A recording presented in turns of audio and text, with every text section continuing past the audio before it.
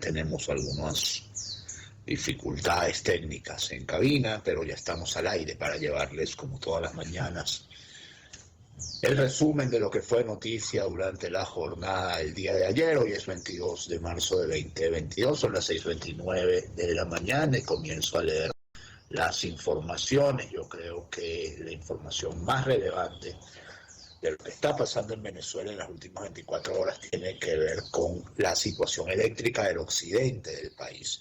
Y así, un concejal de Maracaibo, Orlando Chacón, ha denunciado un incremento de cortes eléctricos en la capital zuliana. Chacón manifestó que pasan más de 12 horas sin luz y que muchos ciudadanos han perdido electrodomésticos a causa de las fallas en el servicio eléctrico. El concejal por Maracaibo, Orlando Chacón, denunció el incremento desmedido de los apagones en esa ciudad de 24 horas que tiene el día. Los maravinos pasan más de 12 horas sin electricidad. Esto es un abuso por parte de Corpoelec, señaló Chacón, y agregó: no es posible que no tengan respuestas efectivas a nuestro pueblo. Los apagones no se han ido del Zulia, les molesta ver que nuestra ciudad progrese. Chacón informó que en su parroquia, Cristo de Aranza, se han intensificado los cortes eléctricos. En todos lados a donde usted vaya, los vecinos denuncian irregularidades en el suministro de energía. En mi sector, como en toda la ciudad, vivimos noches de terror porque no podemos tener ni un ventilador, manifestó. Invitó a los residentes a exigir un cronograma que se cumpla, que excluya la madrugada para garantizar seguridad y descanso y que excluya las zonas comerciales de la ciudad. Indicó que hay denuncias de vecinos que perdieron sus electrodomésticos a causa de fallas eléctricas. Muchas personas nos manifiestan que sus artefactos se ven dañados como consecuencia de los apagones. Comprar un aire, una nevera en este país cuesta mucho. Nuestra gente no puede seguir en esta situación. Expresó aquí hay autoridades que lo representan para hacer valer sus derechos. Ya está bien que por lo menos un concejal se atreva a decir lo que ya nadie se atreve a decir en este país, ¿no? Porque ya los alcaldes y gobernadores pueden ser de la oposición, pero no se oponen, ¿no? La condición para que puedan ejercer sus cargos es justamente que no se opongan. Bueno, está bien que alguien diga las cosas como son. En tanto, Néstor Reverol, ministro de Energía Eléctrica, general de la Guardia Nacional, promete aumentar generación eléctrica de Termozulia para abril. El ministro de Energía Eléctrica aseguró que trabajan en 3 turnos las 24 horas del día para agilizar los trabajos. Y como yo les decía ayer, esa épica de le estamos haciendo mucho no sirve de nada si no hay resultado. O sea, esa épica no estamos trabajando muy duro, no. Aquí lo que hace falta es que la gente resuelva. A veces no trabajar más es trabajar, no siempre por trabajar más se trabaja mejor. A veces se trabaja menos y mejor que más y mal, ¿no? El ministro de Energía Eléctrica, Néstor Reverol, informó este lunes 21 de marzo que los trabajos de mantenimiento en el complejo termoeléctrico Rafael Urdaneta, Termozulia, están adelantados y que para abril ya deben producir 300 megavatios adicionales. Reverol precisó que Termozulia genera en la actualidad 300 megavatios y que para abril deben incorporar otros 300 con la entrada en funcionamiento de las unidades 1 y 2 de la termoeléctrica, cuyos trabajos tienen un avance de 60%. El ministro, que hizo este lunes una inspección a la planta, informó que los trabajos de mantenimiento de la unidad 7 del complejo tienen un avance de 70% y al culminar podrían generar 150 megavatios adicionales. Tenemos 300 megavatios funcionando ahorita. Esa explicación técnica nuevamente que no agrega ni quita mucho para una gente que lo que está es pasando roncha con el tema de la electricidad. Y otro tema que fue noticia sin duda ayer fue la preselección de magistrados del Tribunal Supremo de Justicia, sin sorpresa, ¿no? El tema entre chavistas y, bueno, con algunos mendrugos quizás le darán a la oposición. Juan Pablo Guanipa asegura que con la reforma de la ley orgánica del TCJ buscan lavarle la cara al régimen ante la CPI. También dijo Guanipa, y esto es un mensaje claro a algunos de su partido Primero Justicia, que hay quienes quieren llamarse oposición sin oponerse, lo que yo les decía al principio, pues. La irrita y ilegal reforma de la ley orgánica del Tribunal Supremo de Justicia son una táctica desesperada de la dictadura de Maduro, escribió en Twitter el primer vicepresidente de la legítima Asamblea Nacional, Juan Pablo Guanipa, y yo le diría a todos los dirigentes políticos de este país que se precien de ser opositores, que dejen de usar la palabra desesperada, que esa palabra no nos lleva a ninguna parte. Esa palabra no nos lleva, o sea, el régimen no está desesperado, vamos a tenerlo claro. Desesperado puede estar un maracucho que se cala 12 horas sin electricidad. Ese sí puede estar desesperado. El que no sabe con qué va a comer mañana, pero los políticos, desesperados, no, chicos. Sus necesidades resueltas. El zuliano se refirió a la reforma de la Ley Orgánica del Tribunal Supremo de Justicia como una estrategia con la que buscan lavarse la cara y salvar el pellejo ante el inminente avance de la investigación de la CPI por crímenes de lesa humanidad. Afirmó que el régimen quiere engañar a la CPI simulando reformas dentro del TCJ como la reducción de 32 a 20 magistrados, pura paja. Manifestó en el mismo sentido. Guanipa recordó que al final, como sucedió con el actual CNE, esas vacantes serán llenadas por militantes del PSUV que no cumplen los requisitos estipulados en la Constitución.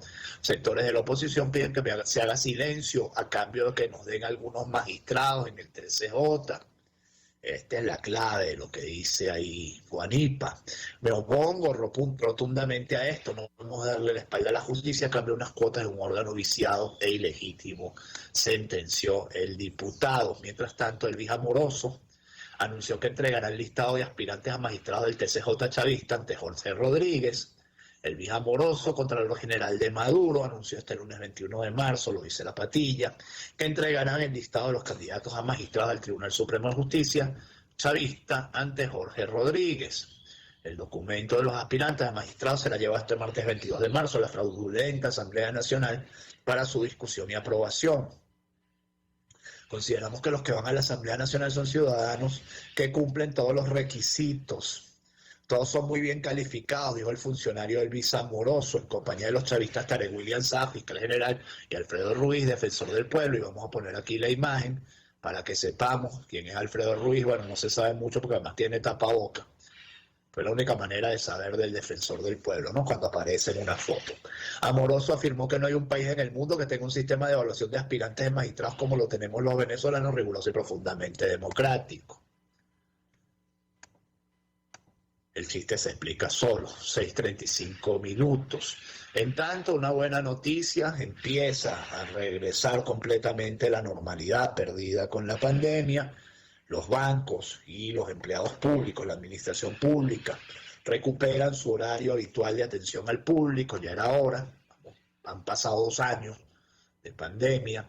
Las entidades funcionarán desde las 8:30 hasta las 3:30 en sus agencias, taquillas, oficinas y sedes administrativas. Será la hora circular de la superintendencia de las instituciones del sector bancario. Los bancos en Venezuela restablecen desde este lunes su horario habitual de atención al público. Así lo instruye la superintendencia de las instituciones del sector bancario con una circular de fecha 18 de marzo de este año. Vista la flexibilización amplia instruida por el Ejecutivo Nacional a partir del 1 de noviembre de 2021, con el propósito de activar y fortalecer el sector económico y comercial del país, esta superintendencia instruye el pleno restablecimiento de las actividades que implican atención directa al público, señala la circular CIB-DSB-CJOD número 1510. Las entidades funcionarán desde las 8:30 am hasta las 3:30 pm en sus agencias, oficinas y sedes administrativas. La información la confirmó el Nacional y el Banco Nacional de Crédito. Asimismo, José Grasso, presidente ejecutivo de Banesco, informó la decisión en su cuenta de Twitter.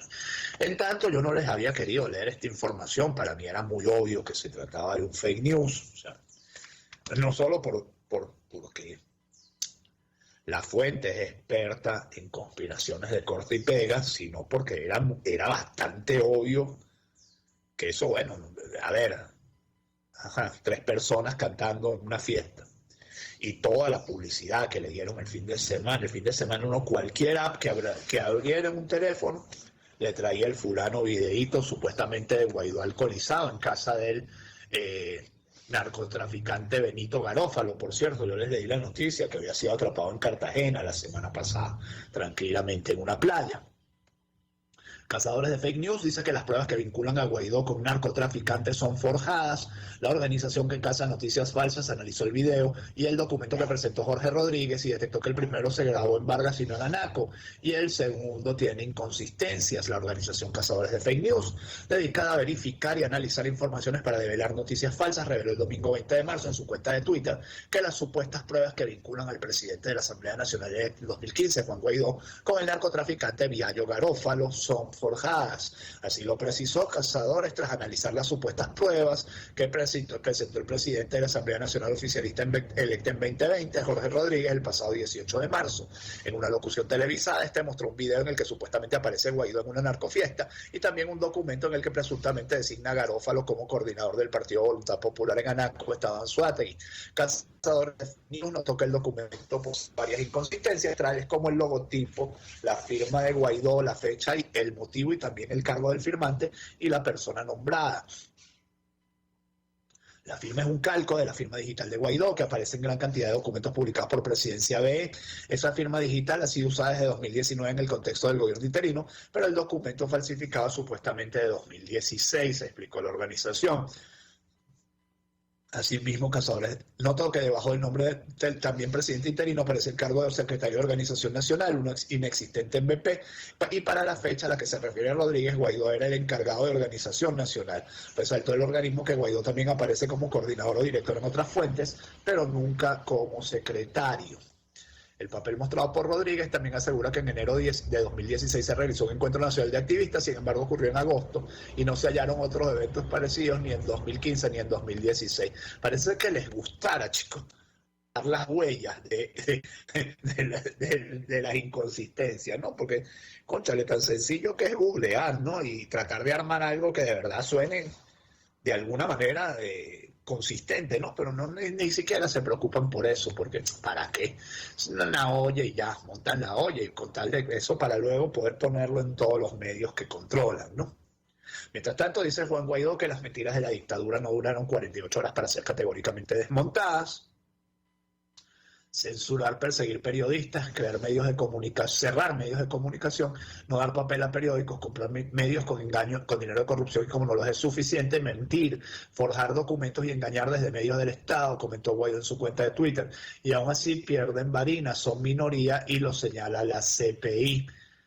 Las palabras de Guaidó son una respuesta a la denuncia elaborada por Rodríguez, quien, según determinó el medio especializado Cazadores de Fake News, utilizó un documento forjado y una grabación tergiversada para pretender vincular al líder democrático con Viallo Garófalo, un narcotraficante recientemente detenido en Cartagena, Colombia. Guaidó recordó los años de resistencia democrática ante los engaños del régimen chavista y celebró que, aunque todos sabíamos la verdad, en este caso las mentiras de la dictadura, no duraron 48 horas para ser desmontadas. Vuelvo con Guanipa, que les digo que les dije que sectores de la oposición han propuesto callar frente a los abusos del régimen para obtener unos magistrados del TCJ, y como les dije, también, no sé por qué la puse 2 veces, se me traspapeló por ahí, esto tiene nombre, este mensajito tiene nombre y apellido. Y ustedes, que son gente inteligente, seguro saben a quién se refería Guanipa.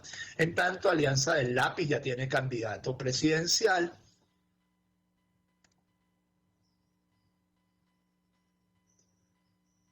Repito, Alianza del Lápiz ya tiene candidato presidencial. Adivinen quién es Antonio Ecarri. E insiste que la prioridad del diálogo debe ser atender la alimentación de los niños. La Alianza del Lápiz reiteró la mañana de este lunes que acudirá a un proceso de diálogo nacional con una agenda social propia, enfocada en priorizar la alimentación de los niños venezolanos. Suena bien, ¿verdad? Así lo señaló frente a los medios de comunicación Eric Ondarroa, secretario general nacional de dicha organización. Nosotros estamos convencidos que la vía para superar la inmensa crisis social y económica que hoy gobierna la nación a través de un diálogo serio, coherente, constructivo y que tenga resultados concretos en lo social, afirmó. E insisto, suena bien, ¿verdad? Otra cosa es que llegue a algún lado, pero sonar suena bonito, pues. El dirigente político declaró que en el primer punto de cualquier diálogo debe centrarse en que los niños venezolanos puedan poder comer para que puedan aprender. Nuevamente, suena muy bien. El tema es cómo convertimos eso en una política, lo que no es más que una buena intención. Ondarroa señaló que el país reclama una agenda de diálogo que en verdad pueda brindar y ofrecer soluciones concretas a los infantes venezolanos que hoy padecen malnutrición y desnutrición crónica.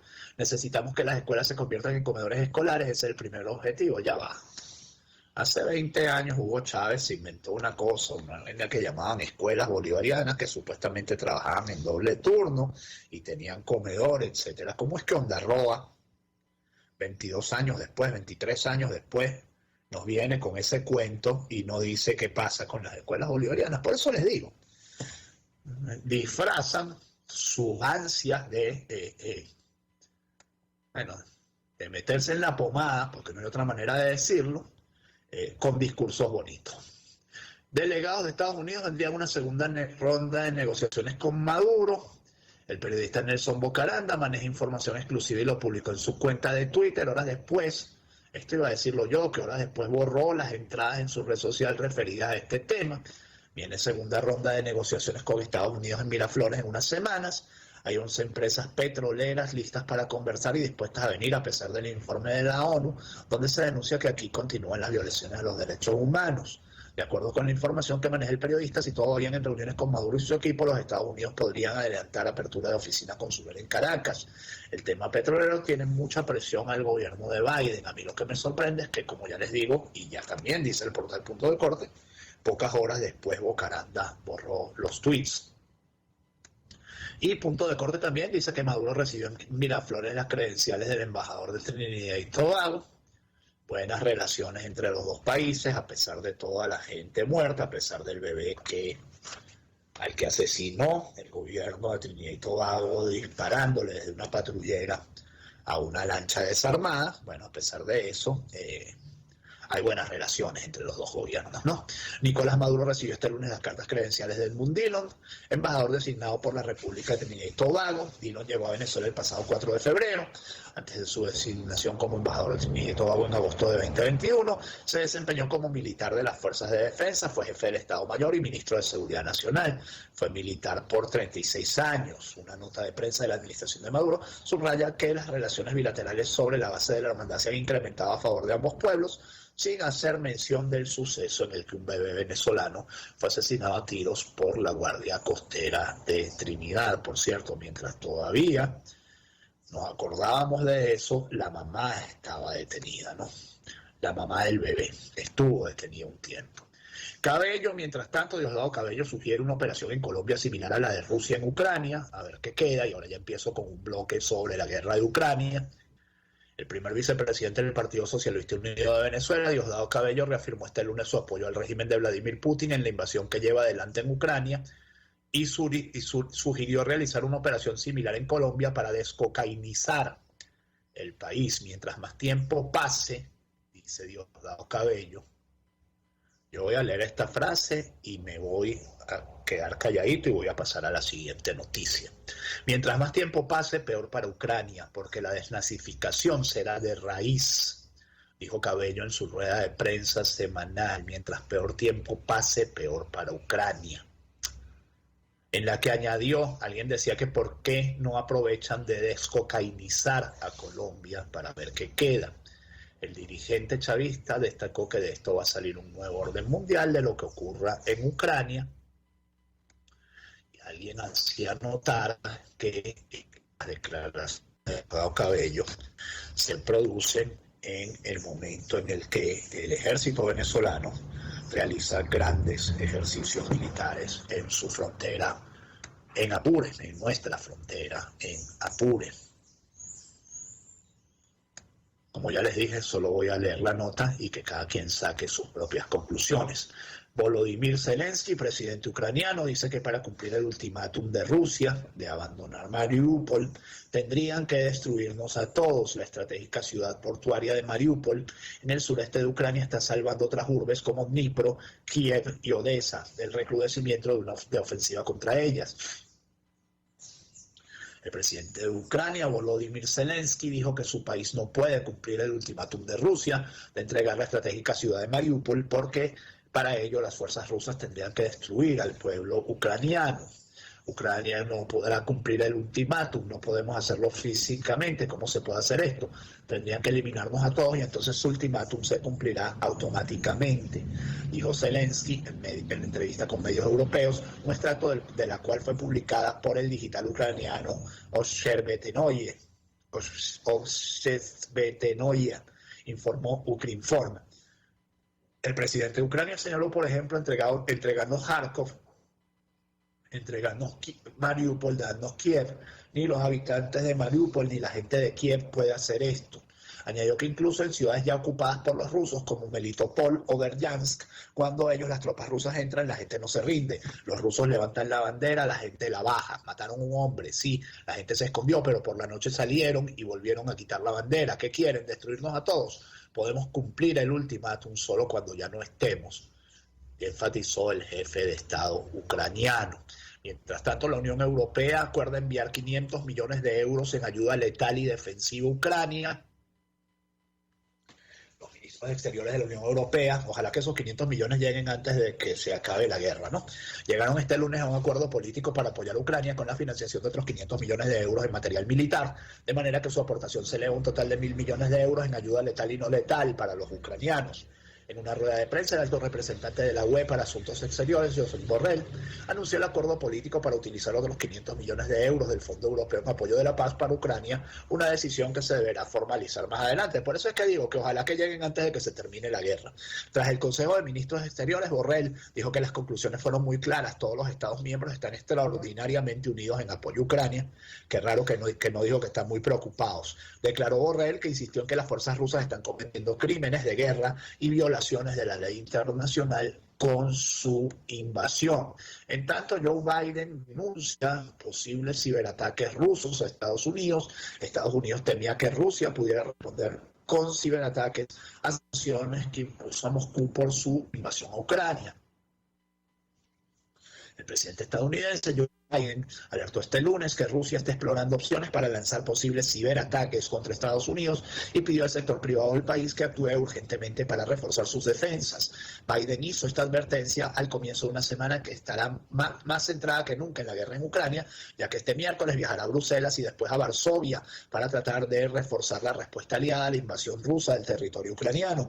Estados Unidos temía desde hace tiempo que Rusia pudiera responder con ciberataques a las sanciones que ha impuesto a Moscú por su invasión de Ucrania, y este lunes aseguró que ha detectado actividad preparatoria en ese sentido. Tenemos información de inteligencia en evolución que indica que Rusia está explorando opciones para potenciales ciberataques, dijo Biden en un comunicado. El mandatario urgió al sector privado estadounidense, que es el propietario y gestor de la mayoría de la considerada infraestructura clave, a acelerar los esfuerzos para cerrar sus puertas digitales y reforzar sus sistemas de seguridad. Sobreviviente del Holocausto, murió en Ucrania víctima de los bombardeos rusos. Esta es una historia muy conmovedora. Un hombre de 95 años que fue sobreviviente de 4 campos de concentración nazis fue asesinado por bombardeos rusos en Ucrania, informó un organismo conmemorativo del Holocausto.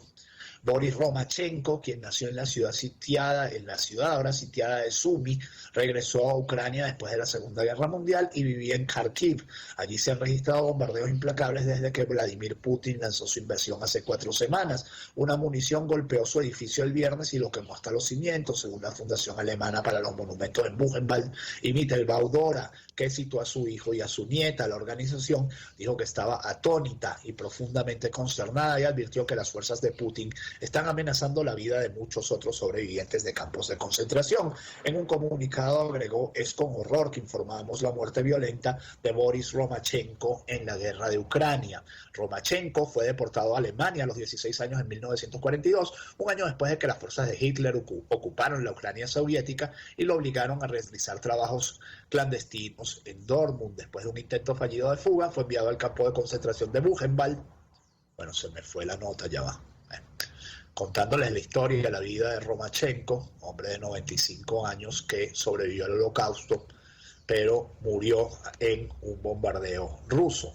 Y en tanto, quiero contarles también la historia de Lechner Rodríguez de La Vega, Ucrania, el caraqueño oriundo de La Vega, quien se refugia en Dubno tras la invasión rusa a Ucrania. No quiere dejar el país, llegó hace 10 años para estudiar y desempeñarse en el lanzamiento de jabalina. Según representantes diplomáticos de Juan Guaidó, 200 venezolanos han sido evacuados de Ucrania desde que comenzó la invasión rusa. Sin embargo, Lechner Rodríguez, caraqueño oriundo de La Vega, no quiere dejar el país al cual llegó hace 10 años para estudiar y desempeñarse en el deporte que entonces practicaba, el lanzamiento de jabalina.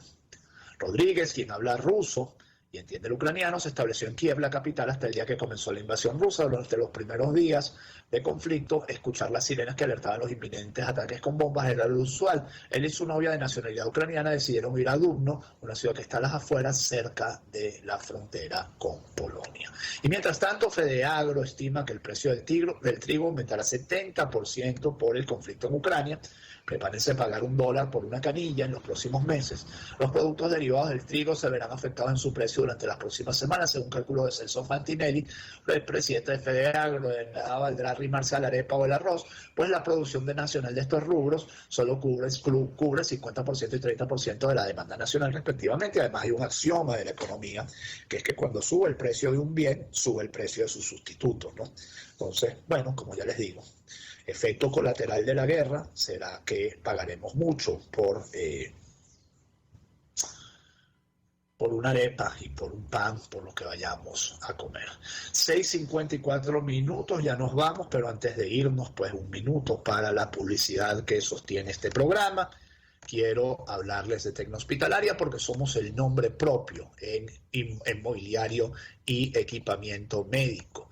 Desde todo lo que necesita, insumos, mobiliario, equipamiento médico, todo lo puede buscar en nuestra página web. Puede realizar allí sus consultas y hasta hacer su pedido con delivery o pick-up.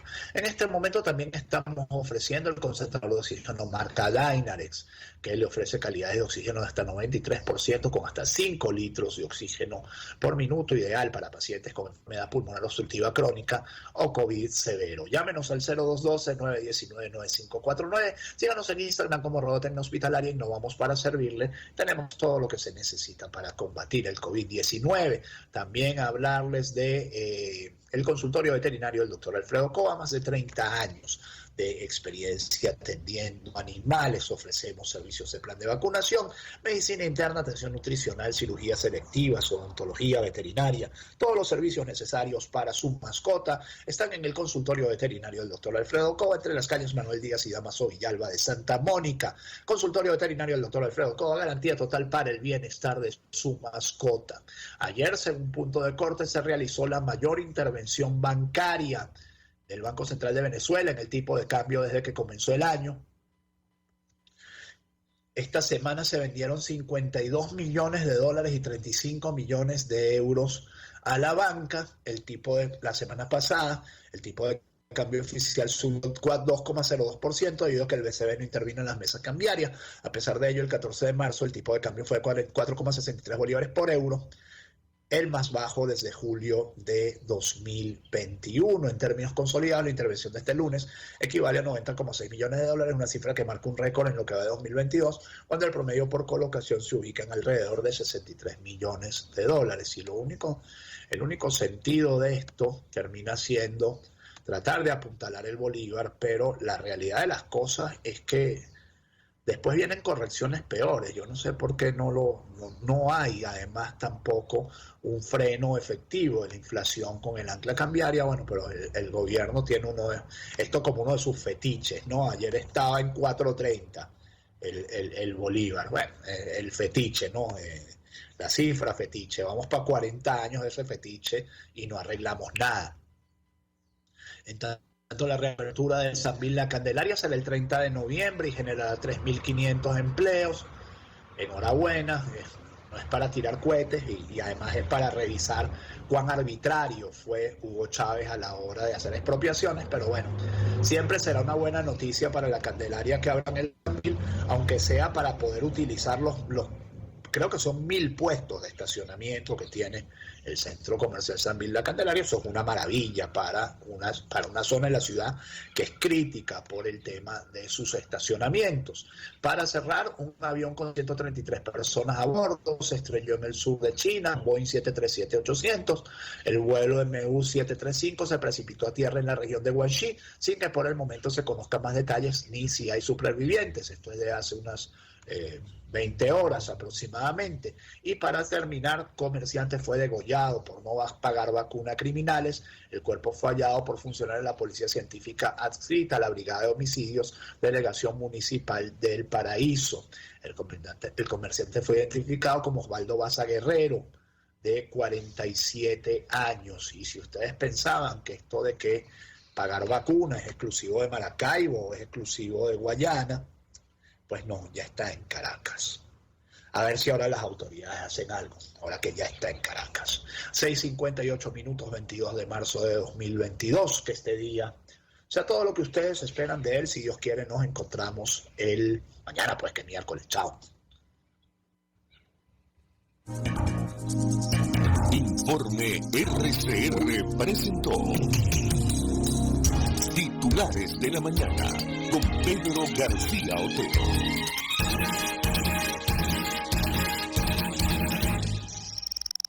RCR